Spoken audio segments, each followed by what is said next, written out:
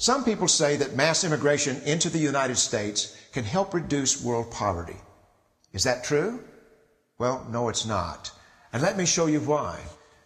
This gumball represents the 1 million legal immigrants that the United States has taken every year on average since 1990. In Africa alone, there are 650 million people who make less than $2 a day. 650 million. And in India, another 890 million people, desperately poor. China adds another 480 million people, making less than $2 a day. And unfortunately, the rest of Asia has a heartbreaking 810 million people who the World Bank says make less than $2 a day. And finally, there's 105 million of Latin America's population that are desperately poor. All told, the World Bank says there are 3 billion people in the world. 3 billion people who are desperately poor, making less than $2 a day. That's 3,000 gumballs.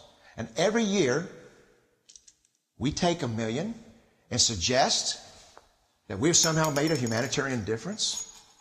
Even if we went by the most radical proposals in Washington, which are to actually double our immigration to 2 million a year, which would totally overwhelm our physical, natural, and social infrastructures, we couldn't make a noticeable difference. And we may be really hurting the impoverished people of the world because the 1 million that we do take are among the most energetic, often the better educated.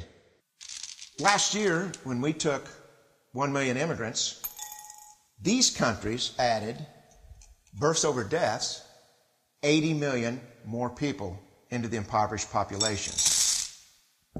And this year, Congress is bringing in 1 million legal immigrants.